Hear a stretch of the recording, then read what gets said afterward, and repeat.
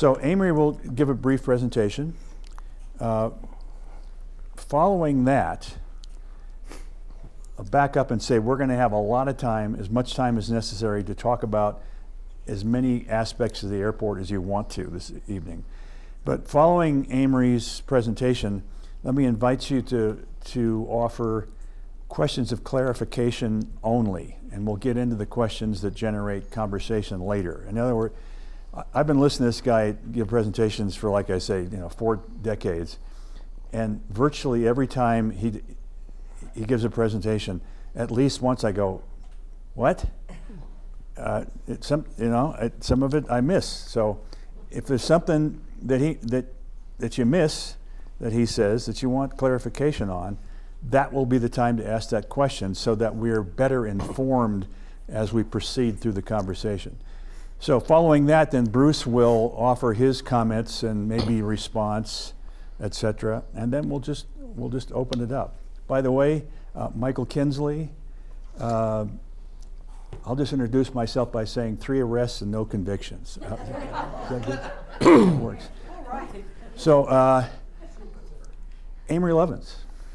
And Michael is I'm sure you know, ex-county commissioner, and Bruce, whose piloting skills once saved my life, is here in his personal capacity, but he is a voting member of the Airport Advisory Board, and members do not speak for the board. So keep in mind, guys, that this mic goes to the camera only. The other ones these go to PA. Is that right? Yeah.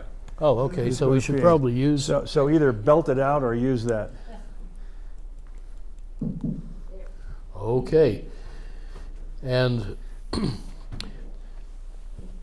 so welcome to Aspen Fly Right's 3rd public forum here in the Aspen Public Library and on GrassRoots TV. Thank you, GrassRoots, to hear and discuss community views about how to create a safer, cleaner, quieter, better Aspen Airport for all. Our previous meeting was co-led by Airport Advisory Board Chair Jackie Francis, and of course, so enjoyed having her here that I invited her to join us again, but unfortunately she's out of town today, and I hope we will get her back. Now, Aspen Fly Right is an independent public charity that several local citizens set up last summer to explore new solutions for our beloved airport. Our purposes are educational, scientific, and charitable. Our style is respectful, inclusive, and non-adversarial.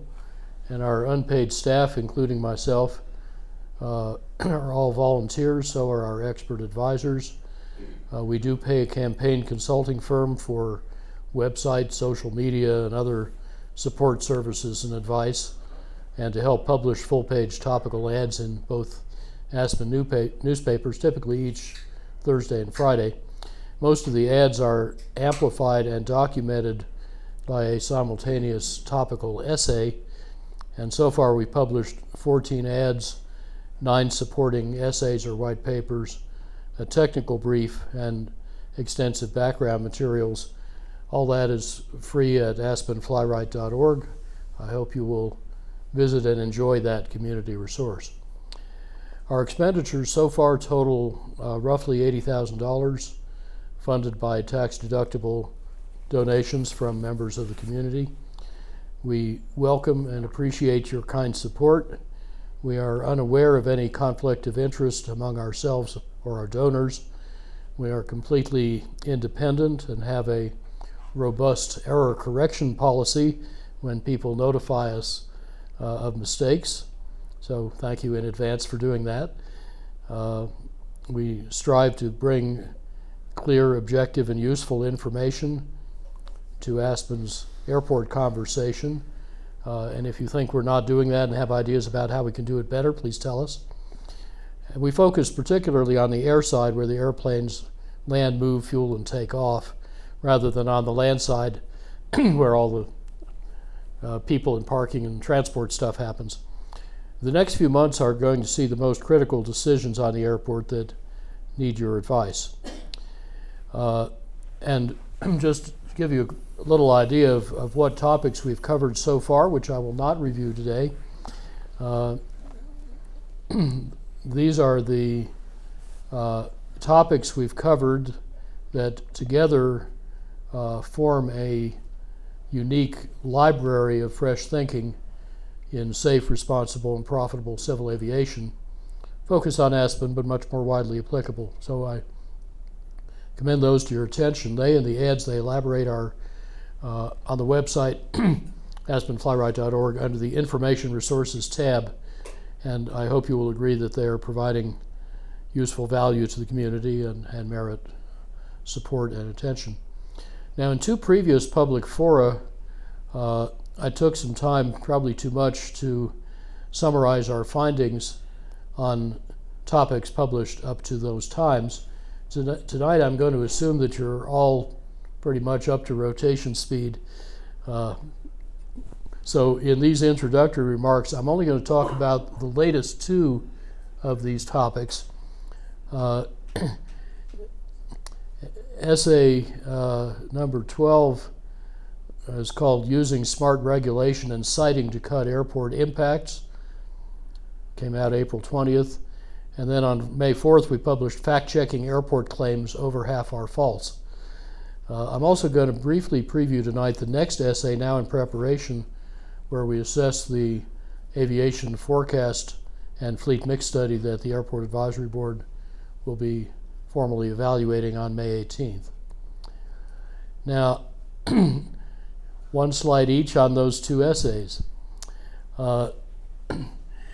The Federal Aviation Administration, FAA, regulates all aviation safety. I'm glad they do. They're very good at it, and most of us are alive because of them. Thank you. Most people believe that the FAA's rules for public use airports prohibit any local regulation of emissions, noise, and who flies what airplanes and how many people on them. So there are rules like you cannot unjustly discriminate between different kinds of planes or different operators or different users. You have to charge fair and reasonable charges and fees, most of which have to go back to the airport and cannot be skimmed off for general support of local governments or other purposes. And a bunch of other rules, which generally make sense. It turns out, however, when we really looked harder, that there are a lot of exceptions to this general principle that everything's preempted by the FAA. It turns out not to be true at all. There are probably a couple of dozen very interesting tools, mostly fiscal, but not all, that Pitkin County could use. And let me summarize how that can work. The essay has the details. There are some local policies for influencing operators, including, and even particularly including general aviation, the roughly 83% of the operations at the airport, that are often already acceptable to the FAA or are likely to be if they're done right. For example, in their charges and fees schedule, there's a very interesting passage about 2-part landing fees, which they specifically endorse. That means that an airplane would be charged a normal landing fee based on its weight, as we do now, and would additionally be charged a fee according to its capacity, how many people it carries. And they understand that that formula, which would have to be economically justified and rationally argued, would disadvantage planes that have fewer seats, which is generally true of general aviation compared to commercial airliners. And they went to the trouble of saying in this statement of their rules that that's okay. This is not considered unjust discrimination because it would lead to more efficient operation of the airport if, in effect, you are disfavoring planes that have fewer seats relative to planes that have more seats, because you would be getting more people to their destination more reliably and quickly. And it was very interesting. They went to the trouble to say that. They pre-interpreted their rule to avoid any doubt that that is not unjust discrimination. It is just discrimination because you're doing it in a fair and rational way to achieve their goals of safety and efficiency. And that is not the only time they do that. Another interesting example is where they favor congestion pricing, where you charge more at busy times. Now, there are a lot of ways to do that, and there are a lot of places to do it for ground transportation. You can do it in airplanes normally through landing slots whose price may vary according to, say, time of day or time of year, but could also vary real time according to how much traffic there is. Real-time congestion pricing is a very well-developed branch of applied economics, and it's used pretty extensively, for example, on turnpikes. You may have seen when you go onto the toll road, say around Denver Airport and others on the Front Range, they'll tell you what the price is going to be to get from A to B. That's not a constant price. That depends on how congested it is. And the more congested it is, the more you may be willing to pay to take the that special road. Well, you could also apply congestion pricing to where you park your airplane. And at congested times, it may cost more, just like strawberries cost more in February. I give these only as small examples. There are a lot more in the essay. But as long as you remember that the FAA loves safety and efficiency, if you come up with a way to improve either or both of those things, and particularly if you do it not by prohibiting something, but by having a fee or a rebate or a combination called a fee-bate, that is a fiscal instrument that influences behavior but does not flatly say you may do this and not that, they may be quite receptive. In other words, rationally based distinctions and discriminations can be just and can be permissible. There's both written rules and case law saying that. And some of those may be used to influence air pollution, carbon dioxide, maybe noise, and maybe other impacts. There's a lot of uncharted territory here that I think would be very worthwhile for the county to explore. And if any of you have this sort of fatalistic feeling that we are all under the thumb of the FAA and can't do anything to affect our fate here, that is not true at all. We just need to start picking up some of the tools that are lying around. Now, noise is a little different area because the industry procured a very specific statute that generally does not allow new regulation, that is starting after it was passed, of noise by a locality, airplane noise. And the general principle is that the aviation authorities regulate how much noise an airplane can emit, and the folks on the ground running the airport can regulate what happens to it. So they can soundproof your building, they can put up sound walls and berms. There's a lot of stuff you can do with architecture and landscape and so on to mitigate noise, and in very unusual cases, maybe you can get a curfew, which Aspen did. Now, some of you may not remember that the curfew went along for a long time without objection, even though it clearly discriminated against general aviation. And the industry eventually got annoyed about that, hired lobbyists, put enormous pressure on the FAA to object to it, and that got to such a head that actually the FAA suspended its discretionary grants to Aspen Airport. But in the end, a good resolution was worked out, which basically said night takeoffs require that the plane and the pilot have the same equipment and training for instrument flight that they would if they were a commercial airplane. Do I have that about right? Mm-hmm. Yeah.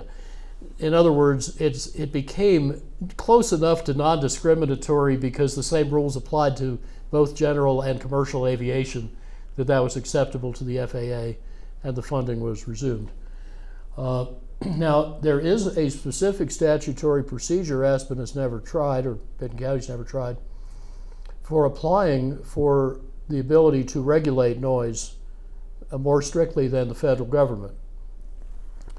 It's a bit of a pain to go through their 6 steps, but we would have a pretty strong case. Not many places have the 3rd busiest airport in the state 3 miles from downtown, and flying right over people's houses and so on. So that may well be worth trying.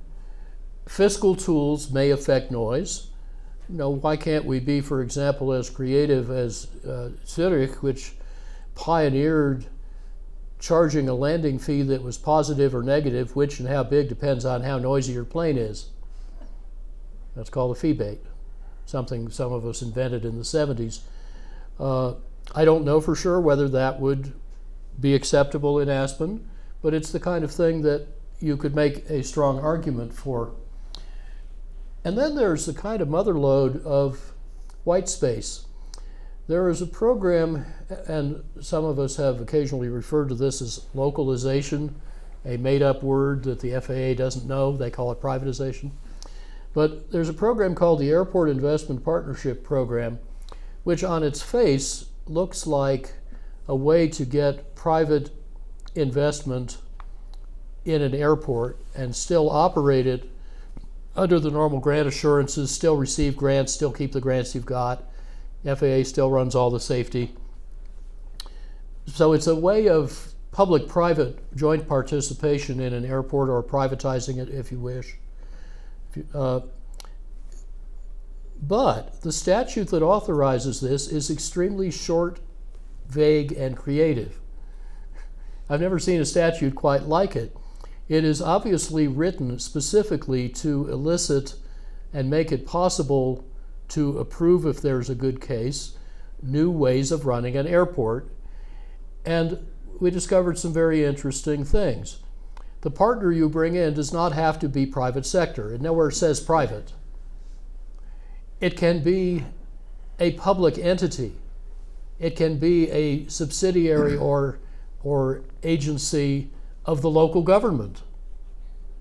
In other words, it can be a fairly simple, although there's a lot of paperwork, structural maneuver that opens up what looks to me like a cornucopia of opportunities to influence airport operations in new ways that have not been tried. And this is not by accident. Somebody wrote it that way deliberately, and it is signed into law, and it's been hardly used. But in a case like this, where you have a lot of smart people in a creative local government trying to do unusual things, this really deserves to be looked at. And of course, when you're doing that, you understand there's 2 kinds of lawyers. The ones who tell you why you can't do anything, and the ones who tell you how to do correctly what you're trying to do.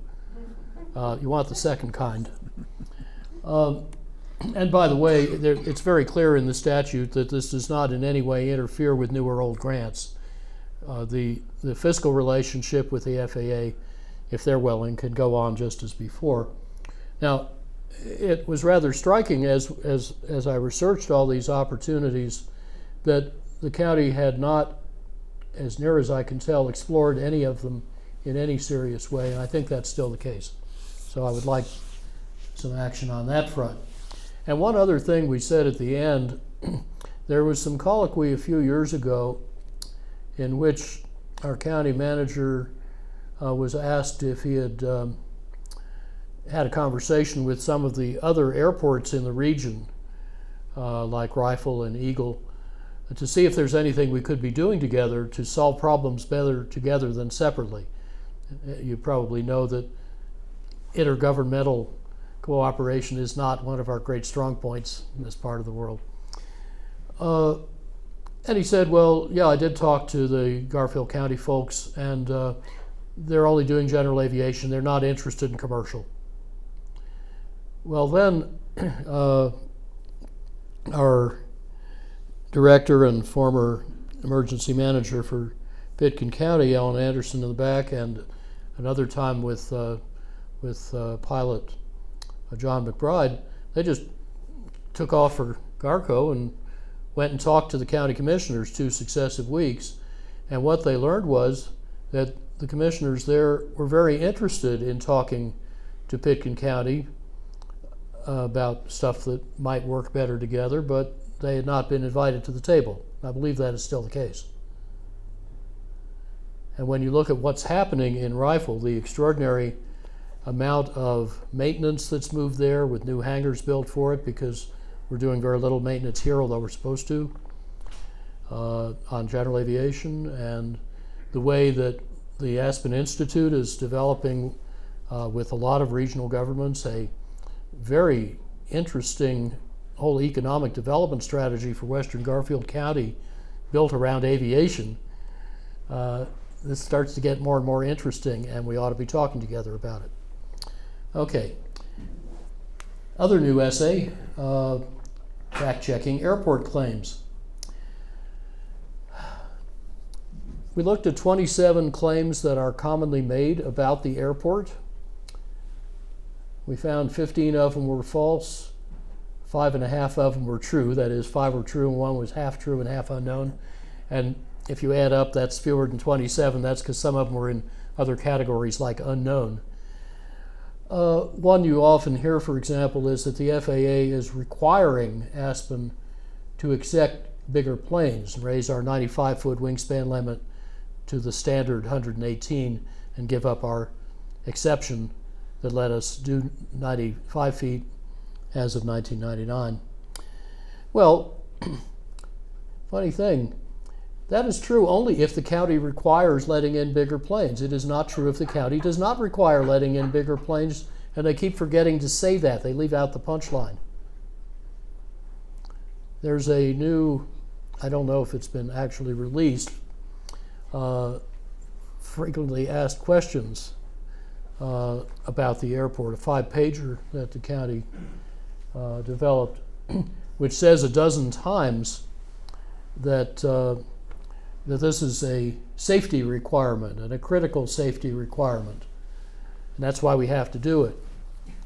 And they keep forgetting to say, if we insist on bigger planes. So when John Bauer, a very straight up civil servant who was the regional director for the FAA, after about 10 years of trying to get someone here from the FAA to talk to the public, came and did a public session April 11th with the Board of County Commissioners and the Airport Advisory Board. We got to the public comment period, and there was a question I didn't think anybody had asked, so I asked it, namely, if we didn't insist on bigger planes, could we keep our 95-foot limit, keep the airside as it is? And rather reluctantly, he said yes. Nobody else had asked. And then there are several other times when it's very clear from his remarks that indeed that's the way it is. Now, he then also, just to clear this up, specified that the way they calculated the 95-foot wingspan limit was by applying the same safety requirements that they normally apply for 118-foot wingspan. And he gets equivalent safety. In other words, we're as safe with the present airside design with 95-foot wingspans as a fully conforming airside would be with 400 instead of 320-foot separation between runway and taxiway, flying 118-foot wingspans. Exactly the same thing. So the only way in which there's a safety issue is if you insist on letting in bigger planes regularly, and then they could run into each other. That's the whole point of the wingspan limit. so the wings don't clip each other. And that's why you would need more separation if you let in bigger planes. But if you don't need to let in bigger planes, you don't need to do that. Well, there is a catch. Mr. Bauer took a very uncompromising stance in that meeting, saying if we don't build the new airside, the FAA will cut off discretionary grants to build it and indeed to build the urgently needed new passenger terminal. And by the way, we'd have to do the airside improvement concurrently or first, because he said he didn't trust the county to do it afterwards if he funded the terminal first. Now, we don't know how much they might contribute to the terminal if we conform to their wishes to let in bigger planes, but it's a clear threat. So there's two real solutions to this, both of which are pretty straightforward. One is stop demanding bigger planes. We don't need them. Why don't we need them? Well, see SA4, which shows that the current commercial planes, the CRJ 700s, are remarkably rugged and reliable and uniquely well suited to Aspen, and could fly for another 20 or 30 years. Why do we know that? Well, because the consultant's lead forecaster said so, and so does the manufacturer, and that's without counting what's called life extension, which is a very straightforward thing often done for planes that run particularly reliably and profitably.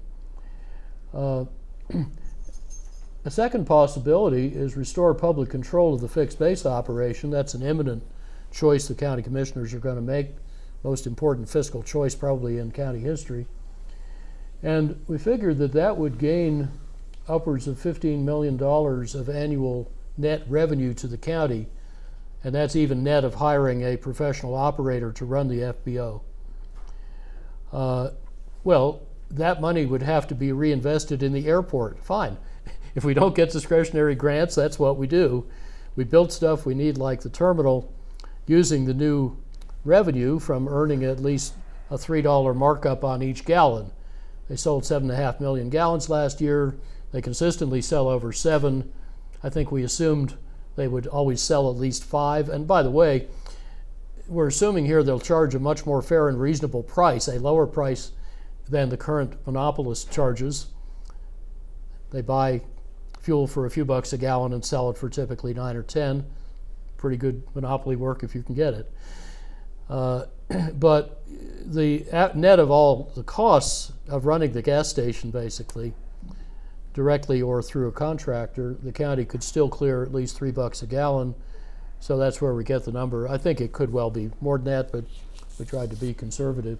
And that is more than enough to fund everything the airport needs to do without discretionary grants. Now, bear in mind that the non-discretionary or so-called entitlement grants would continue.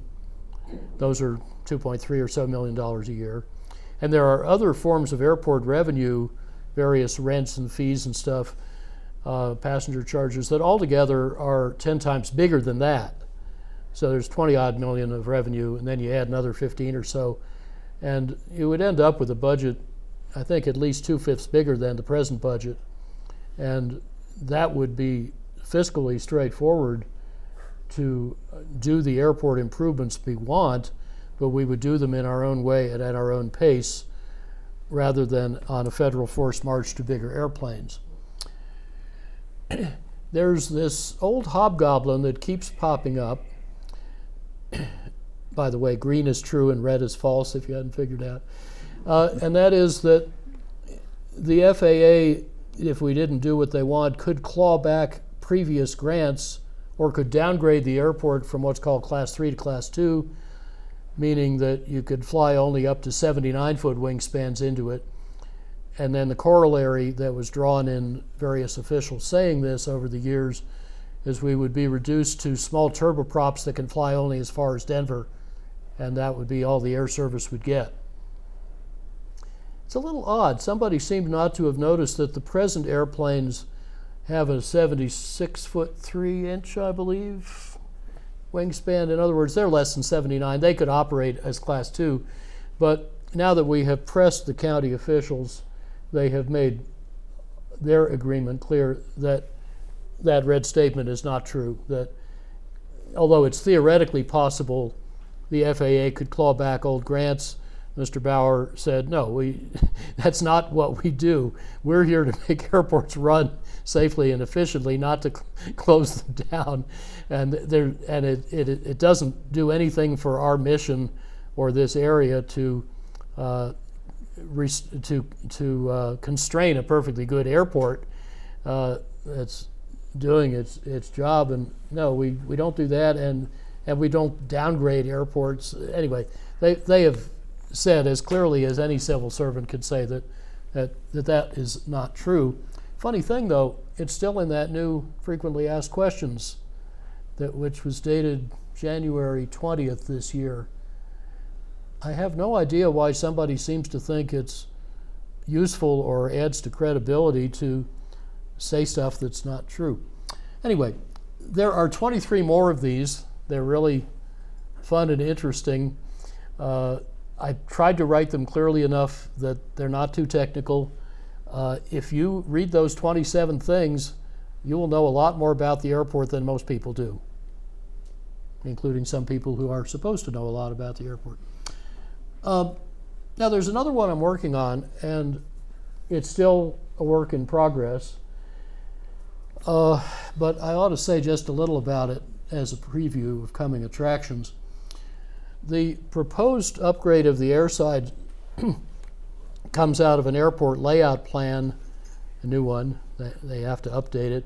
That starts with a new forecast of how many of what kinds of planes are considered likely to fly Aspen Airport, particularly on the commercial side, over the next 20 years.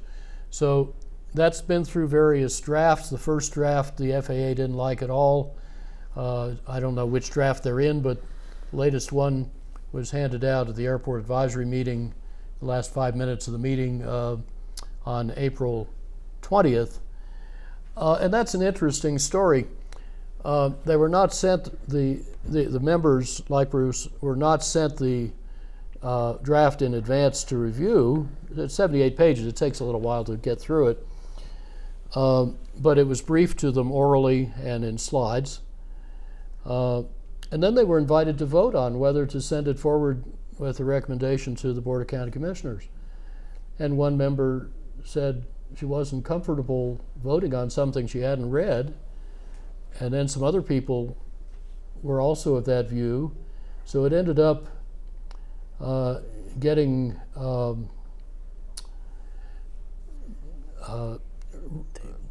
docketed to be reconsidered in the next meeting a month later, May 18th. That will be an extremely important meeting. I hope some of you can attend and perhaps ask any questions you have. So that'll be revisited. Only by then they will have read it, and it will also be possible for them to have read our independent, unsolicited assessment of the forecast. I can tell you our main finding is that the forecast has significant analytic flaws and gaps that make it unsound and unreliable. It takes 30-odd pages to explain why. I won't go into those details here, but let me make a few small observations you might find interesting to mull over. One of the main assumptions in the forecast is there is no constraint on Aspen area lodging in the past or in the present or for the next 20 years. And the same is true of every other resource. So it's an unconstrained forecast. I think any developers trying to build lodging here would find that a really interesting assumption. The aircraft fleet that they have chosen fails all 6 of the requirements set by the Board of County Commissioners, although the report claims that 3 of them are actually, they claim that 3 are satisfied and 1 is close enough for folk music. I think the way they claim some of them are satisfied is by misinterpreting or misreading what the commissioner said or misrepresenting it. So I really have a problem with that, but you can judge for yourself when you see the evidence. Now, it's important to understand here that the Federal Aviation Administration, according to what we have been told about the negotiations with the forecasters and county staff, has rejected all local growth management. One of the 6 criteria the commissioners set is that folks getting on airplanes should grow at an average rate around 0.8% a year as part of the community's growth management strategy and keeping community character. The FAA does not allow anything like that, and instead says that within a certain margin of error, any local forecast like the ones being written here must conform to their own forecast. Their own forecast is simply a projection from national GDP containing no local circumstances, just like this forecast contains none. And you might like to know that the FAA forecast says there will be 500,000 people enplaning in Aspen in 2050. That's 2/3 more than we have now. There are a lot of substantial methodological weaknesses I won't go into here. The most interesting thing to me is that the forecast confirms no urgency. That is, if its growth forecast were true, if its view of future aircraft were true, which includes, by the way, no new aircraft, no innovation of any kind over the next 20 years, or actually since 2016. But if all that came to pass, they didn't actually make a case that we would have needed, as they assume, to get rid of the 95-foot wingspan limit and rebuild the airside by 2032. There is not a stampede to the bigger new planes that they assume. They come in gradually, and by the way, there's no evidence for why they should come in at all. There are some economic and safety reasons for being rather skeptical about that scenario. But basically, what they confirmed, although I don't think it's what they were intending to confirm, is that we can wait 10 or 20 years to figure out the airside without adding any risk. So basically, as I read it at the moment, Mr. Bauer has made us an offer we can refuse and ought to, and we have good alternatives. I want to end by just reviewing why do many people claim that Aspen Airport does need bigger planes. This argument's been around for probably 30 years. It's been put once to a vote of the people, 1995, went down 3-2 because people didn't want 737s running over their houses. But where does this idea come from? It's really hard to figure out, but I think broadly we can discern 4 successive rationales, all of which have been proposed and now have collapsed. The first is that the existing airline planes are about to retire. Well, if you believe the forecasts that our county manager and others put to the county commissioners about a decade ago, then half of the U.S. CRJ 700s should have retired by last year, and the other half should be set to retire by 2025. As of end of last year, 0 had retired. They're very much in demand. It's quite possible they'll go back in production. The forecast was simply 2 or 3 decades wrong. Our SA4 gives you chapter and verse on why that is so, and yet the same myth keeps just ticking along, driving policy as if it were set on autopilot. Another related myth is that the only suitable replacement planes for the things about to retire are bigger, therefore require new airside. Well, funny thing, the main plane that they're pushing to adopt quickly, starting they say this year or next year, the Embraer 175LR with extended winglets, just happens to be also compliant with the present 95-foot limit. So you don't need a new airside to fly that. And they say it's going to run fine. Now, I have some doubts about its economics and some other attributes. Time will tell. But their own proposal disproves the thesis that the only suitable replacements are bigger. They do, by the way, propose another kind of narrow body that does need the new airside. A little problem with it. The bigger version of it that they're particularly keen on, that the FAA insists on making the critical airplane that the runway is designed around, is not yet apparently cleared for safe landing in Aspen, and there's considerable question whether it will be, because it's bigger and heavier and less agile.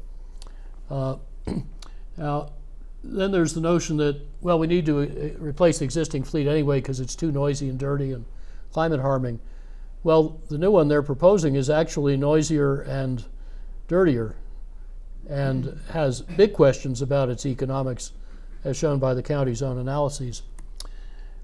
Then there's the notion that we need bigger but cleaner and quieter A220 planes.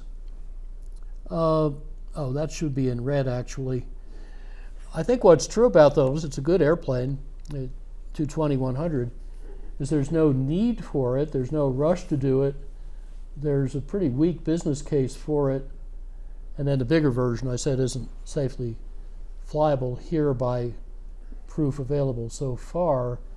The problem with both of these A220 models, an old Bombardier plane sold by Airbus, is that to let either of them in, you would have to build the new airside, and then once you do that, any plane fitting that size up to 118 feet has to be let in, including some potentially cleaner and quieter ones per passenger, like the A220s, but also including bigger, heavier, noisier, dirtier ones, like old 737s converted for private use, A319s.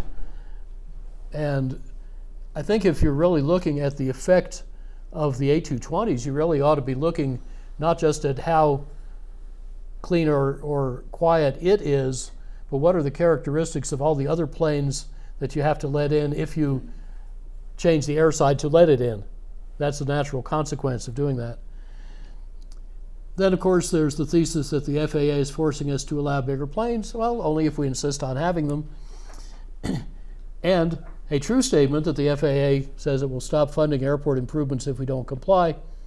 However, we don't need those grants. We can build a better airport without them if our commissioners now, in the coming weeks, choose public control of the FBO and keep the money on the airport.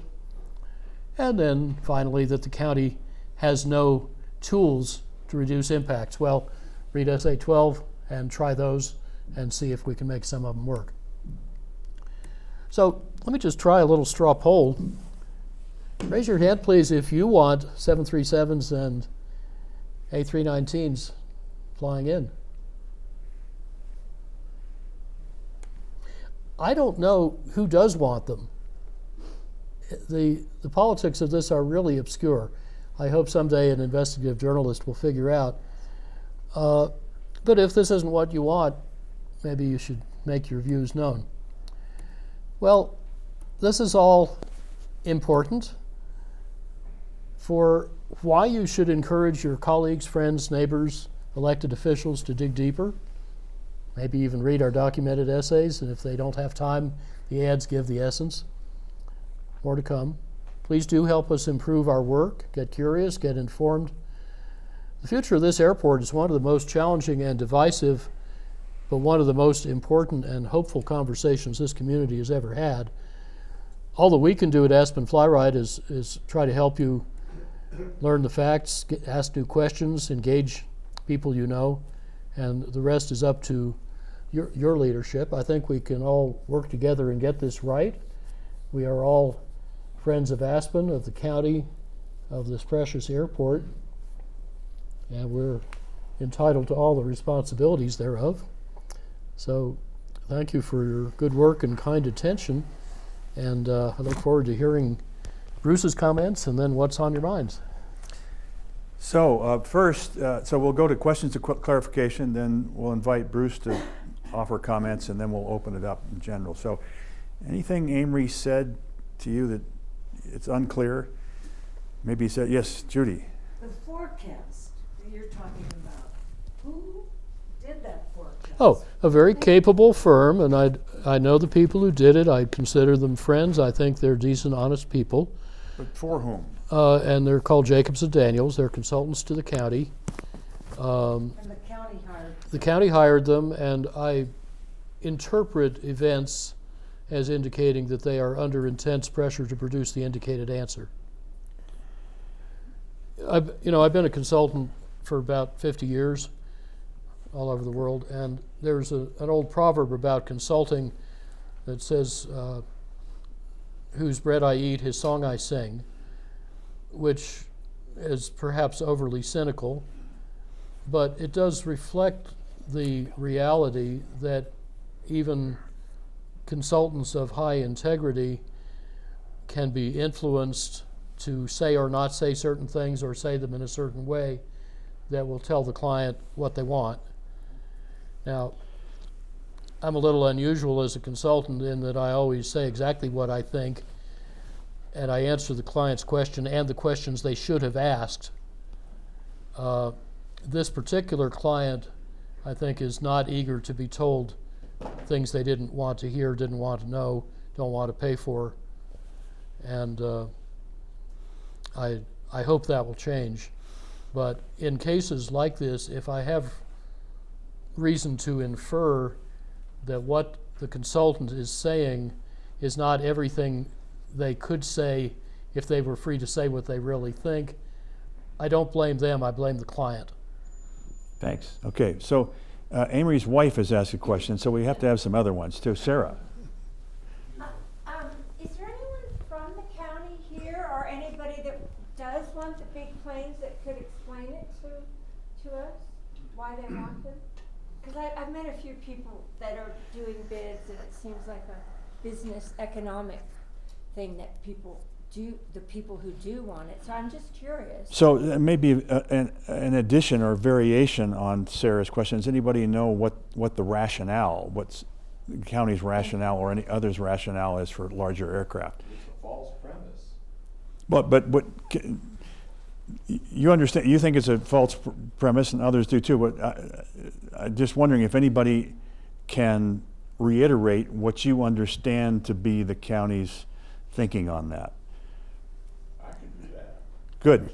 Can you do it without I can do it slamming at the without same time? Okay, good. Yay, lawyers. Yeah.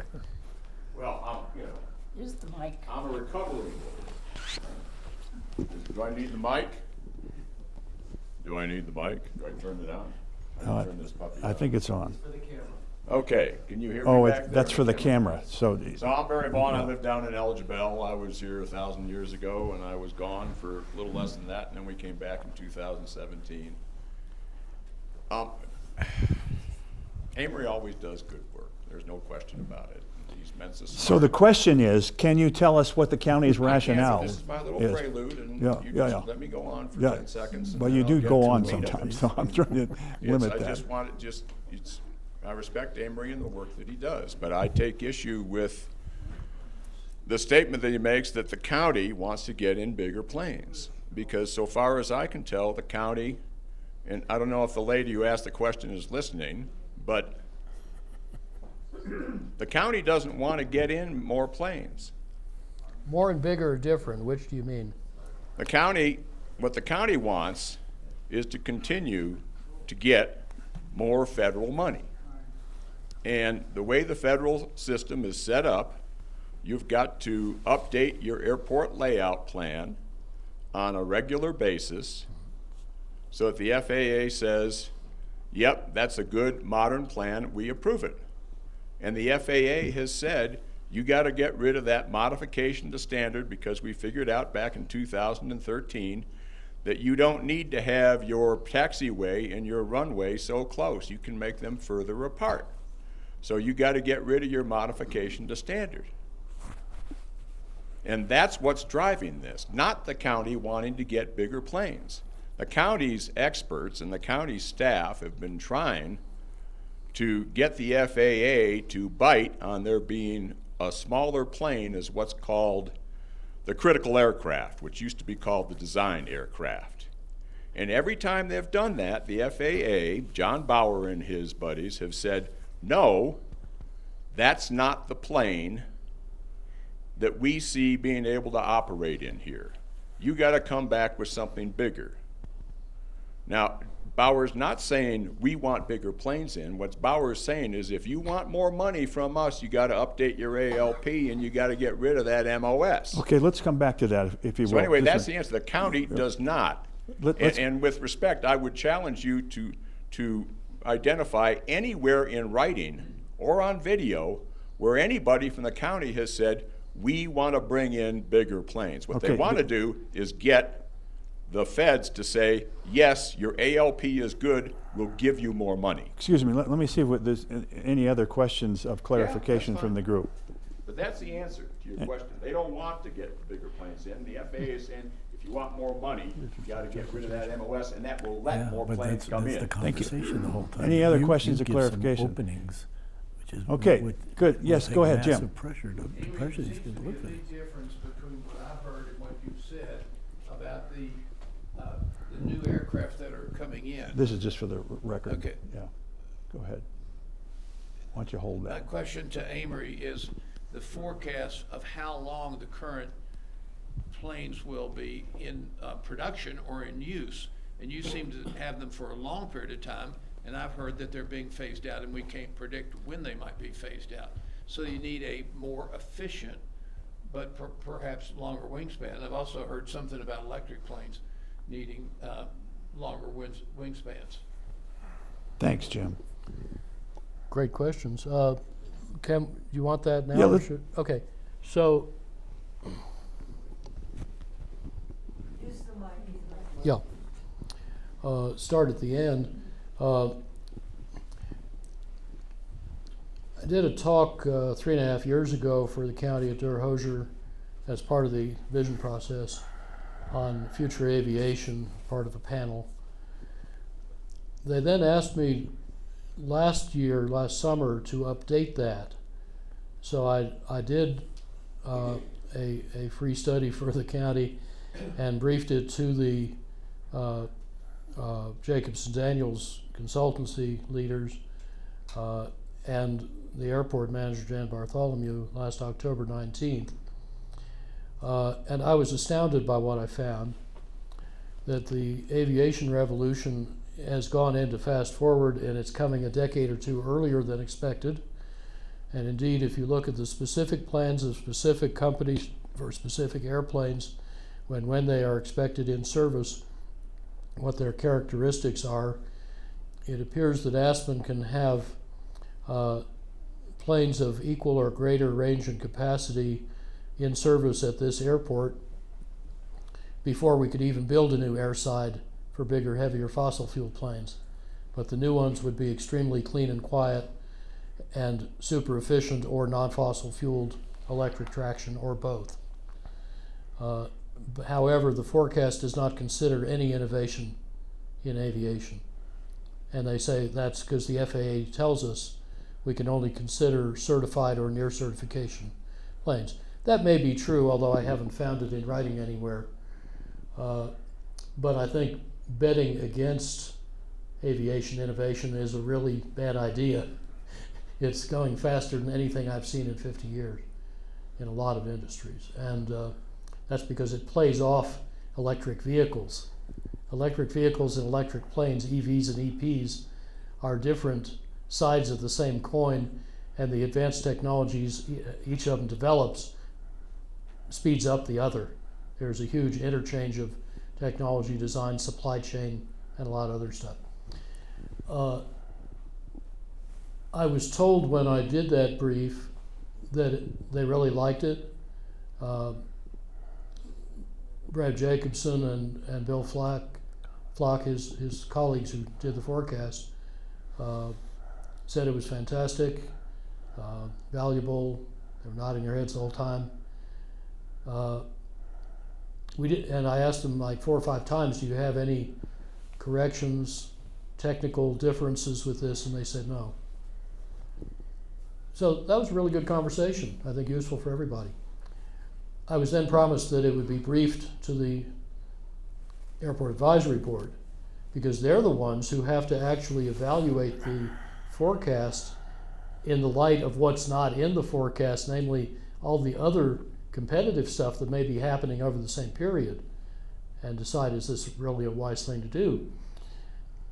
However, the brief conveying my technical content to the AAB consisted of one sentence saying that Amory took a long time to share his philosophy about airplanes. There was no indication that it was a technical brief or what any of the content was, or that it contradicted the official narrative, including what's in the forecast. Now, on wingspan, it was true 3.5 years ago that most, if not all, published designs for very efficient airplanes had long and sometimes extra long wings, sometimes held up by a brace or a truss. And indeed, Boeing is now moving forward to bring one of those to market. However, we then found out in 2020, and I promptly communicated to the county commissioners, that the game just changed because a firm led by the former chief scientist avionics for the B-1 bomber had developed a stubby, bulbous airplane that's 8 times more efficient than a business jet and has only a 52-foot wingspan for 6 passengers, their first design, about a 70-foot wingspan for something up in the 30s of seats, and it would still fit in our 95-foot wingspan at regional jet size or above. In fact, Airbus work now suggests that super laminar approach to the aerodynamics could probably work up to about 737 size. And there are some other leading electric airplanes as well, like Aviation's Alice, that have short enough wingspans to fit just fine. They're in the typically 60, 70 foot range. So it is no longer true that you need longer wingspans. There's other ways to do the same thing. And indeed, if you did have longer wings, Boeing for a decade has been selling folding wings for things like their 777X so that it can fit into normal gates. Now, the first part of your question, please remind me. I was just asking, the phasing out of the current aircraft. Yes. The difference in perspective. It's not something easy to predict, and you seem to be quite assured it'd be another 20 or 30 years or whatever you said before. Well, just to be clear, and Brad Jacobson agrees with this, that it could run, it is capable of running another, well, the lead forecaster, Bill Flock, said 20 to 30 years. There was, by the way, some confusion about who said what, which I've now clarified for the Airport Advisory Board, because Brad thought he said it, but actually Bill said it, and what Bill said is not what Brad thinks was said. But anyway, I've now transcribed the video, and it's clear who said what, and we quoted it correctly. The manufacturer of the CRJ 700 also says easily several more decades. Someone who helped design the plane confirms that, and who marketed it, actually. I have multiple sources in the industry to confirm that. Now, the question is not whether it could run that long, but whether it will, because that is the result of very elaborate analyses done by the operators and nobody else. And it's about economics and spare parts and pilots, and there's dozens of variables in there. Well, the forecast says that if there's low demand growth comparable to the growth management target for the county, there wouldn't be any bigger new planes coming in requiring a new airside. There would just be some degree of replacement of the CRJ 700s by the Embraer 175s. And the other two forecasts have more and faster replacement plus 220s coming in, Airbus. Problem is there is not even a word of analysis supporting any of those choices of aircraft or timing. If there is some analysis somebody has done, I'd really like to know at least who it was and what it says. But it reads like numbers pulled out of the air. And I don't think you make a $500 million investment without any evidence that that's what's going to happen. It may be what FAA expects to happen. That doesn't mean that it's a wise choice for this community.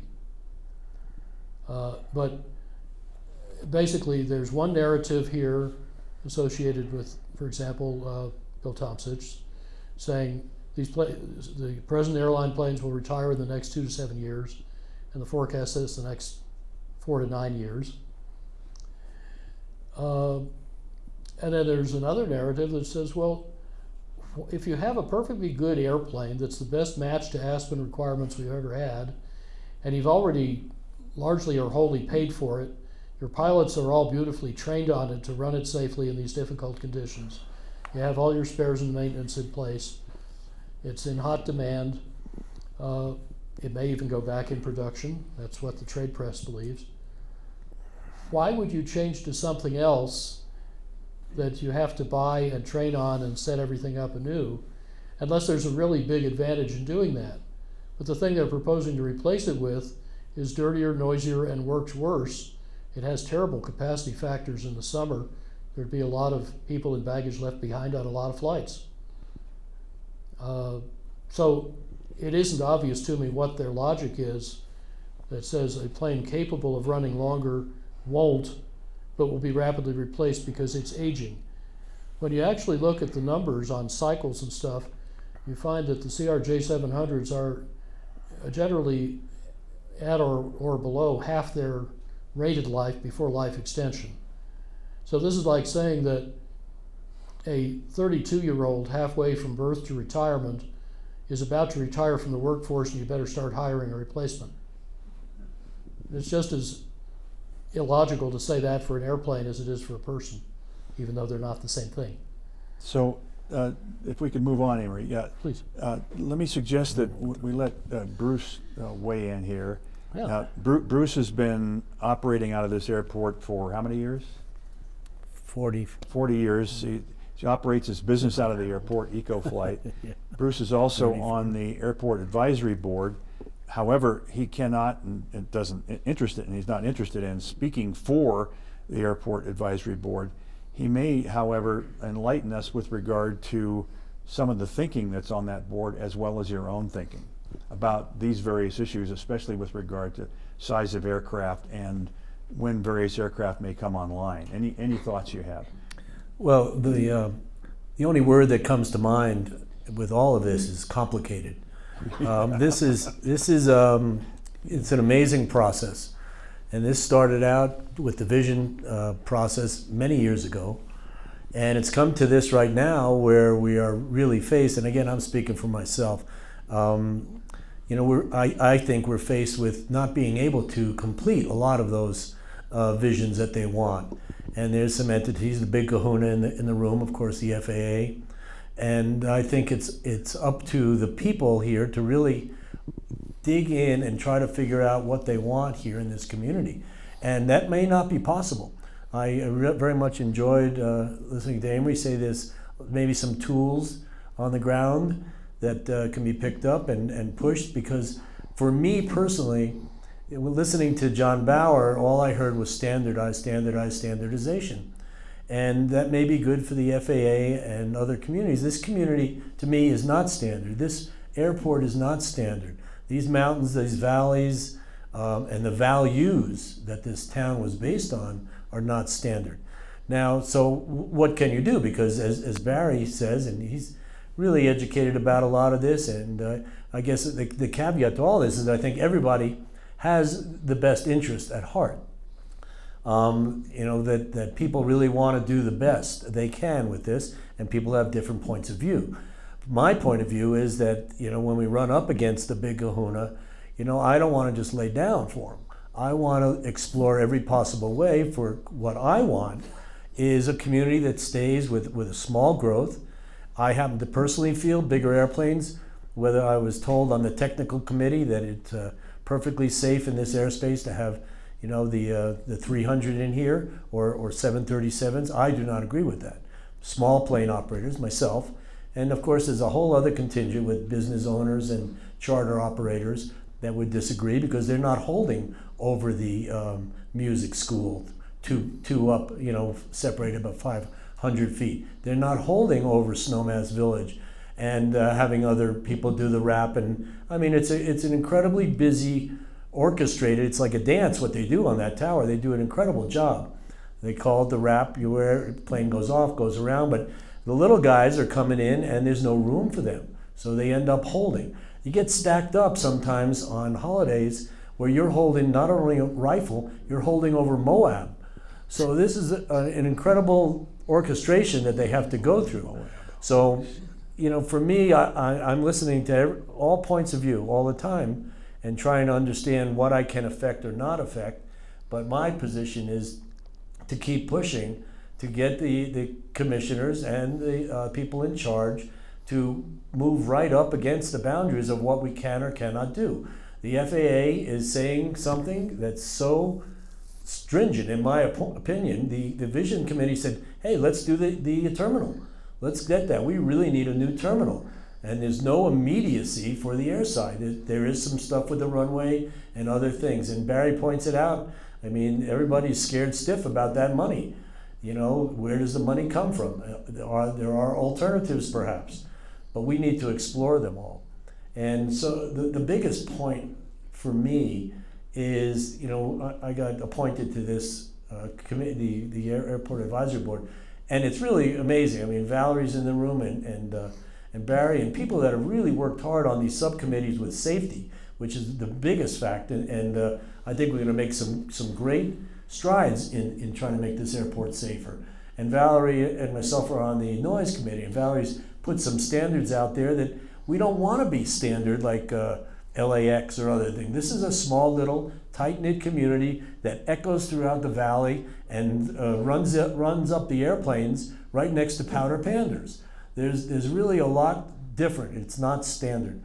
And I really, the word has to get out to the community that everybody has to take a stand here and learn more about it and have their voices heard. There's going to be an open house while the airport's closed, and they've changed it.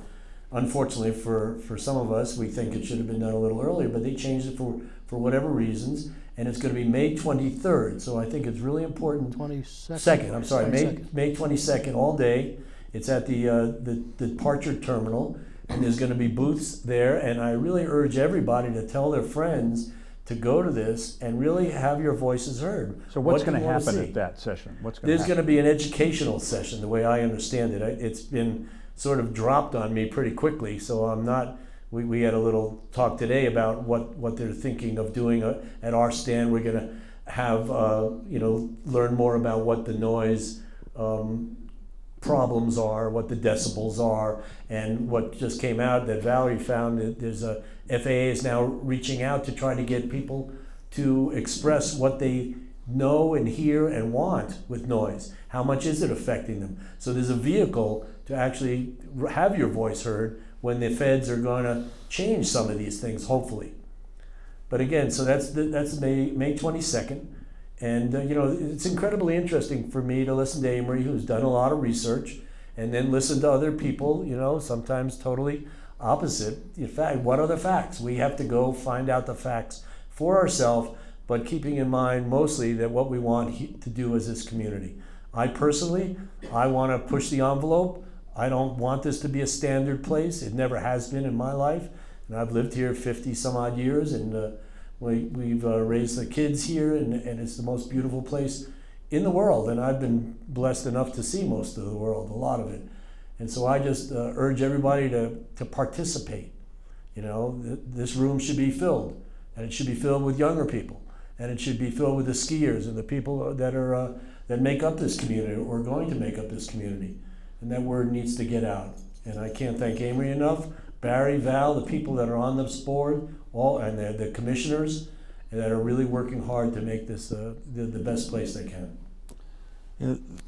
The one thing I can't figure out is what I would do if I was a county. This won't. It's not the PA. This goes to the camera. So I just have to speak loudly.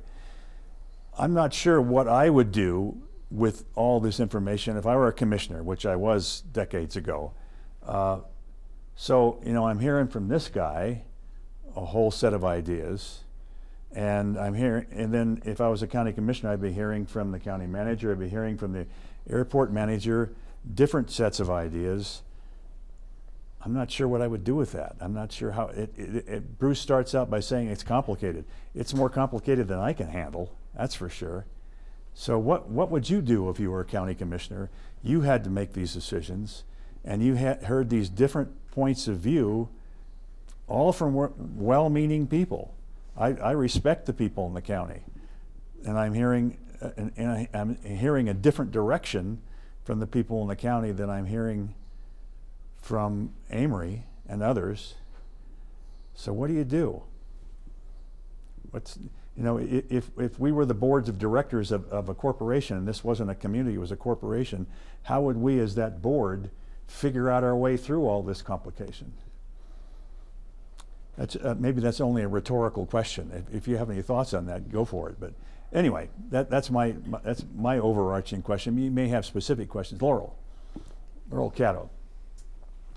It seems, before you ask me, I'll just say I'm also a recovering lawyer, background in corporate finance. Volume? That's not going to help. You just need to gotta speak belt it up. out. I was just stand up. Okay. Yeah.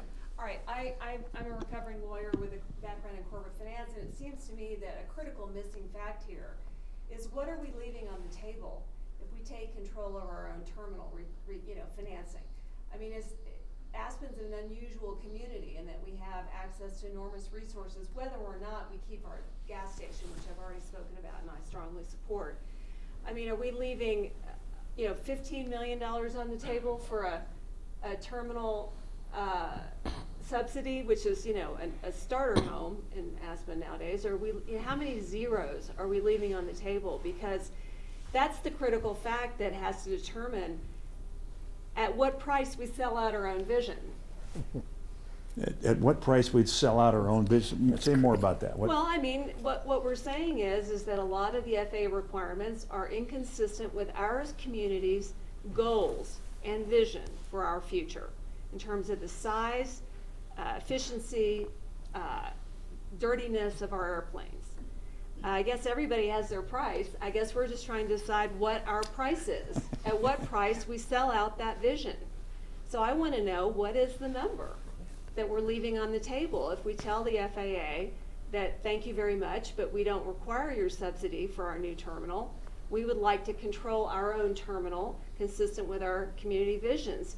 What does that decision cost us? And the number we're leaving on the table is the amount of the FAA subsidy that would be lost if we do not comply with their airside requirements in order to get our terminal subsidy, if I'm understanding that correctly. Well, they fund safety, the FAA funds safety investments, which the airside stuff would probably be considered, up to 90%.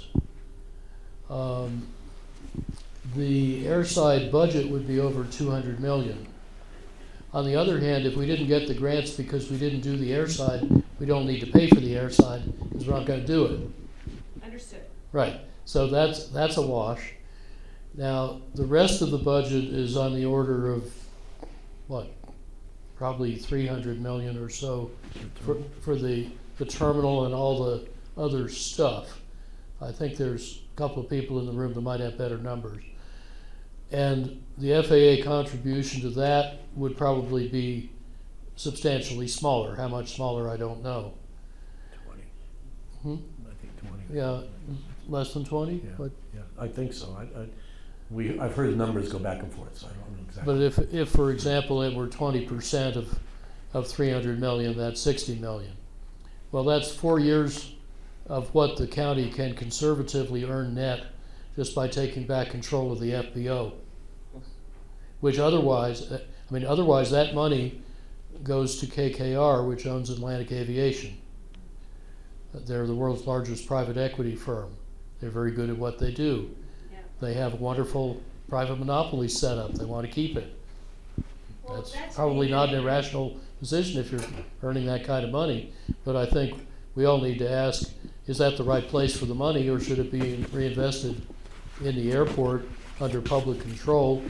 Should the prices and policies and practices of the FBO operator be set by a publicly accountable, transparent method rather than a business decision of a private monopolist?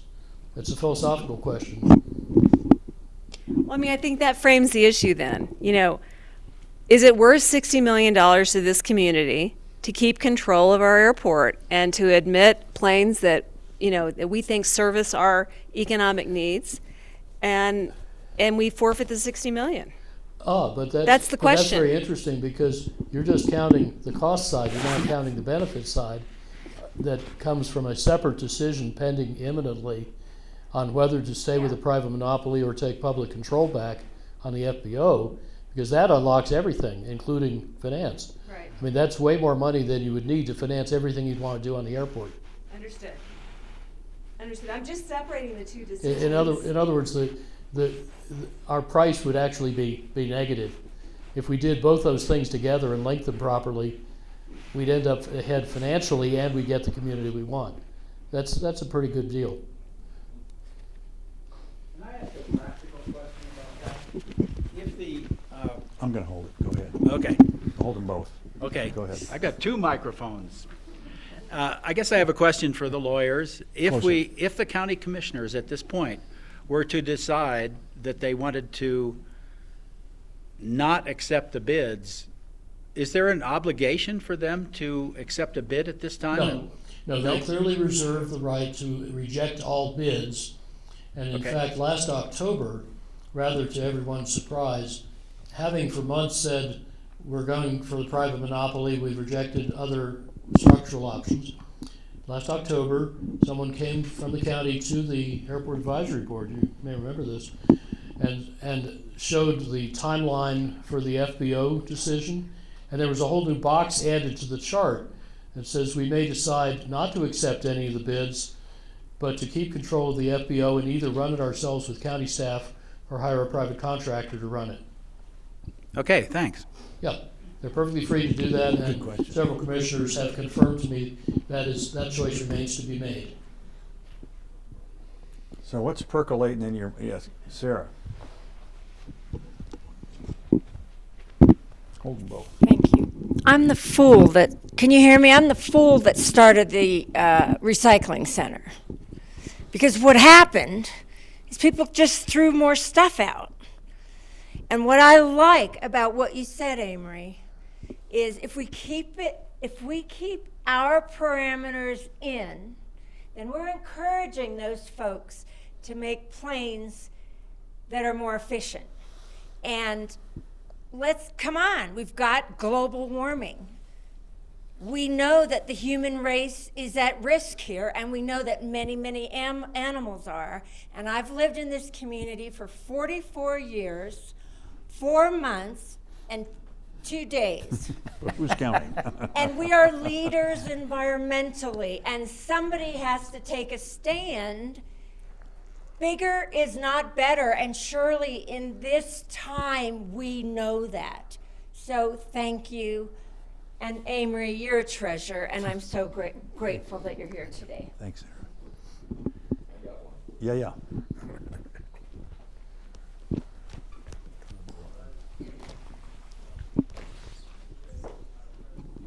Both of these? Yeah, one of them's for the PA and the other one's for the So tape. Amory and I were talking about these statutes, about going through this privatization program. And I'm going to follow up with you on some of those statutory requirements. There's one on that, and then there's one on trying to get a special noise program established. And I dug into that a little bit, and one thing that made me think was, well, the assumption that I mean, it'd be nice, the lady sitting in front of me, you're a recovering lawyer, and you're a pilot too, right? Yes.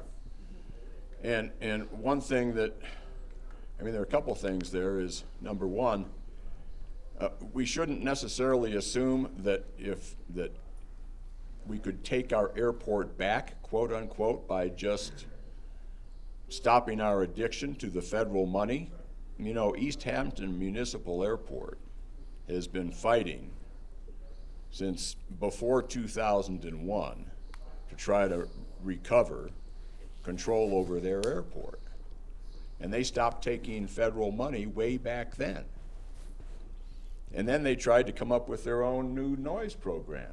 And there are people who'd love to have our own bespoke custom noise program here in this town. Well, if you follow their example, the first thing you run into is an appellate decision where the FAA made a decision and the district court said, yep, that's right, and the Court of Appeals said that's right, and what was right?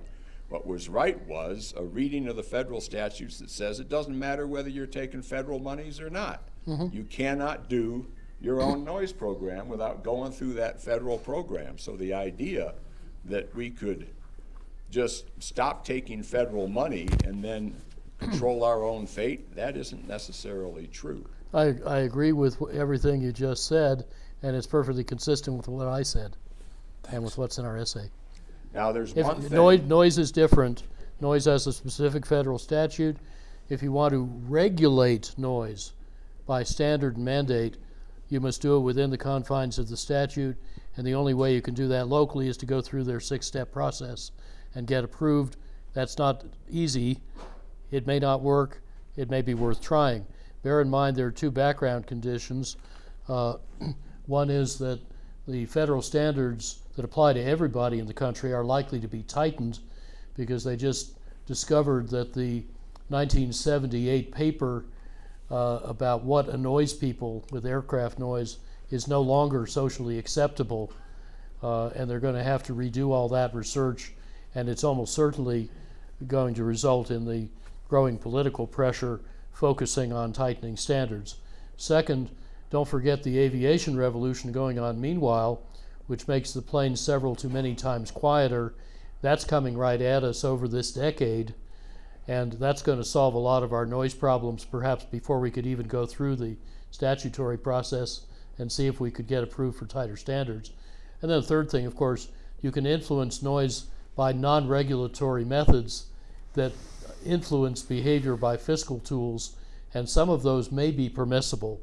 There's a big gray area about whether they fall under the statutory umbrella or not, because they're not mandates, they're not requirements, they're not prohibitions, but they do try to internalize social cost, which is something that in other contexts like congestion, the FAA clearly does try to do. Do you know any airports who have done that, or if we did it, would No, be out there on we the would edge be again? first. Yeah. Yeah, but we're first in a bunch of other things too. I'm not scared of that. Well, I've got a comment about that, which it's, and this is a real softball for you. It just, I mean, there are two competing visions, and one is the FAA's vision about safety and efficiency, and that's their mandate. And so they don't do bespoke, they don't do custom. To them, that's balkanizing the airspace, and they can't have that. But then you've got people in communities like this who say our values are important. We want to be able to do it our way because this place is special. There's special considerations, and we need not to spoil it. Well, that's a rock and a hard place. And you may want to consider taking up the Jackie Francis challenge on take it to Washington. Because the thing is, the way I see it, is we don't really care at the end of the day about whether the FBO has monopoly profits. That's a means to an end, and the end is local control. Well, there's only one way, I think, to get local control, and that is to go to Washington and get the law changed. Because, it's funny, I ran into John Bennett up there at High Alpine. I was bagging trash, and he showed up, and I said, "You gonna go down to see John Bauer's Q&A?" And Bennett was the pilot of the vision process and former mayor and really involved in the politics of all of this, and he was involved in keeping the 737s out back in '95. And he said, "No, I'm not going because it doesn't matter what these guys say at regional. All the big decisions get made back in Washington." And frankly, I think if you or anybody else went back to Washington, they would have a snowball's chance But if there is any chance at all, that's where it is in changing the law, I think, and not in trying to work contrary to the mandate that has been given to the FAA by Congress, which is you keep it standard, you keep it safe, and you don't do custom for these local municipalities. There'd just be one caution there, which is the county can't wait, because that infrastructure money, and I believe the people who are saying this, I'm not an expert in these people, but I am an expert in evaluating experts. That's the way I made my living. And I trust the people who are saying the infrastructure money will go away. The FAA, if we leave them at the altar a second time, we're gonna go to the end of the line on the discretionary funding. And if you or anybody else who went to Washington to try to get us a special custom deal came back empty-handed, then we would be sadly out of luck. That's why I didn't propose doing that. Thank you. It is one possibility, and I actually have a little more nuanced view of the institution. I'd like to hear it. Well, in brief, John Bauer is very good at what he does running the Denver regional office. He is a civil servant in a particular place in a complex hierarchy in a large diverse organization. There are other people at other levels and places in the organization who are a good deal more visionary because they have a different job. Their job is to develop vision and strategy, not to enforce rules in a region. So without criticizing John, I think he's a very good guy. I think there are other people in FAA who, in the right conversation with the right people with the right evidence, may be a lot more creative than he is able to be. But what I proposed is actually quite a different approach, and it was not trying to customize FAA's rules, but to apply some opportunities they have kind of laid out like a trail of breadcrumbs, whether in the localization, they call it privatization statute, or in things like two-part landing fees and congestion pricing. But when you read our essay 12 on regulatory options, I think as a lawyer you'll find it, as I found it as some student of the law, a fascinating set of options that were very clearly put in law and in case law for a reason. Not because they were just surpluses and you can't do anything with this, but because they wanted to elicit or evoke some creative responses, and some of those may stick, and it's worth finding out which ones could stick. So I think there's a much bigger design space for policy than just prohibiting this or that kind of aircraft or operator. And I agree with you, that one's not likely to fly, but I think some of the other, especially fiscal options, look very interesting. Anybody else?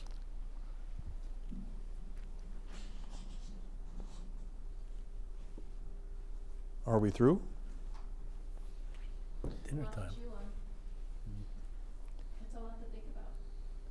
You have any parting shots up here, Bruce or Amory? Just everybody's got to get involved. I mean, everybody's got to learn more about it. Everyone's got to learn more about these complicated issues. And there's a good opportunity, I think, at this May 22nd open house. And come prepared with some good questions, and hopefully you'll get some answers. But at least people will know that you're really concerned and caring about it.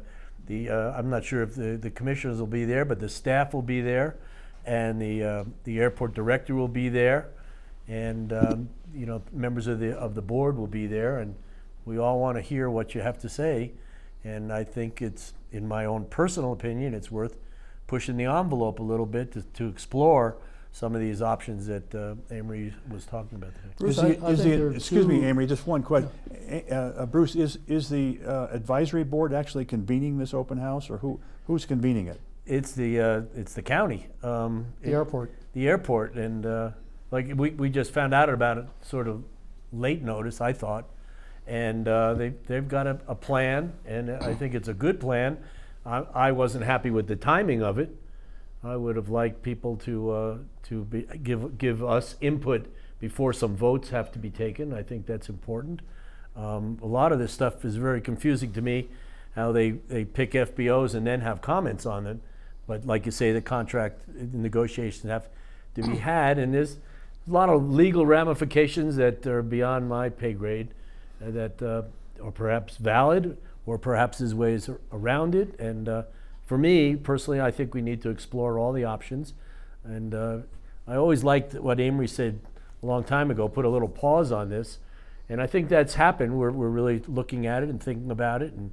And I can only just hope everybody gets involved. One last thing I want to say is, I have great faith that everybody is really operating under, good faith, trying to come up with good answers. Because Brad, at a quick anecdote in his public meeting, he the first time they presented this forecast.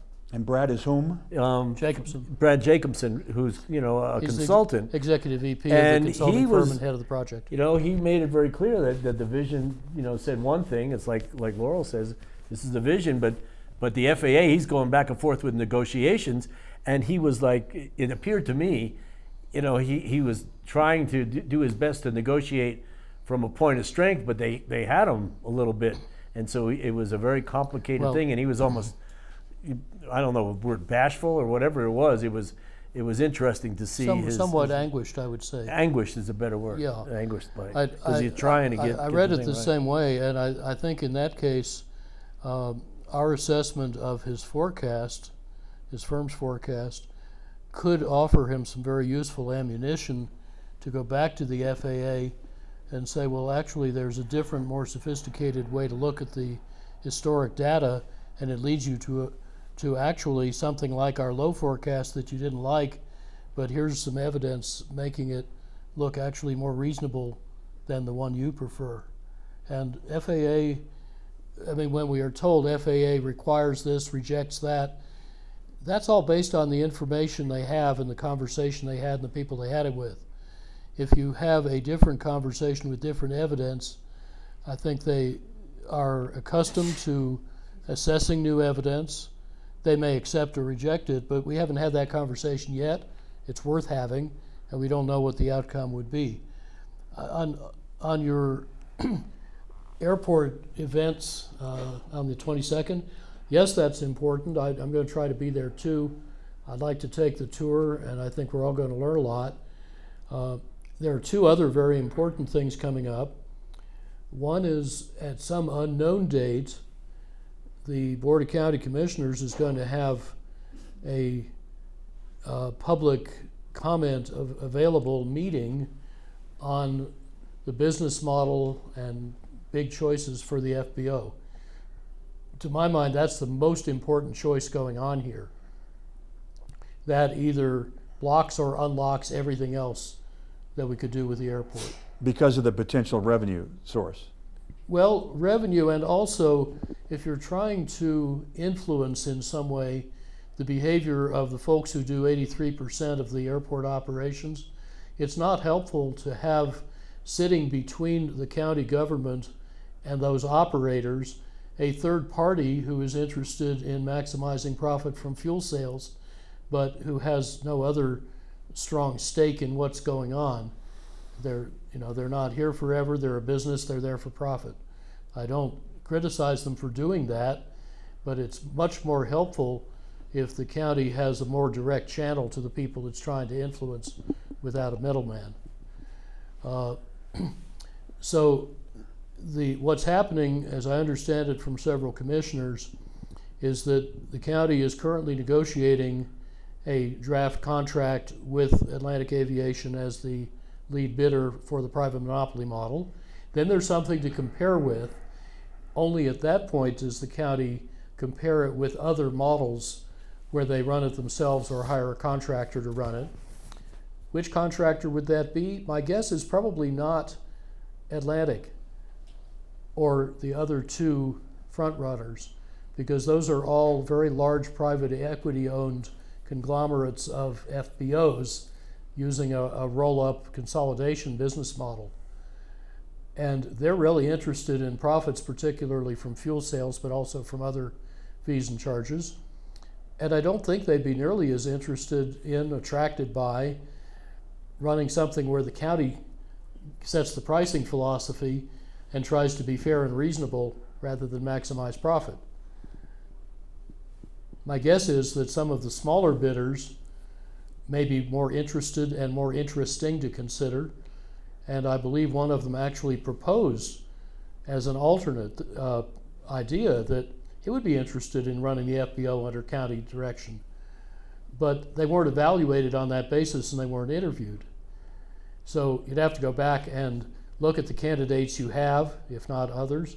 You could redefine what's best value to the county and just reevaluate the candidates you have, and you may have one or more very good ones there for running it as a contractor. But that big decision about private monopoly versus public control, however it's run, that has not been made yet. That is the most important thing, and I would really encourage you to focus your interventions on that issue. It is not clear how open the county decision process will be. What we've been told so far is that they'll do all of their discussions in private in executive session, and the first time there will be a chance to comment is on second reading when the cake's already baked. If you don't think that's a good idea, you should say so and try to get the chance for the public to weigh in at an earlier stage when there are actually still decisions to be made.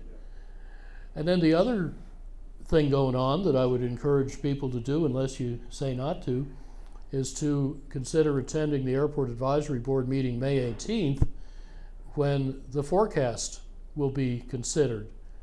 I think in the light of our assessment as well. But by then, the members will have had a chance to read stuff. They'll have a lot of great questions. There's wonderful expertise on that board.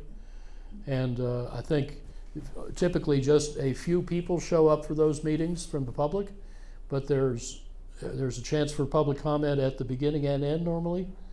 And I think that would be a very good place to make your questions and your views known. So May 18th at the Airport Operations Center at 3 o'clock? 3. Yep. Good. All right. Thank you. Anybody else? Thank you all. Thank you. Good night. Good job. There's something that's getting simpler.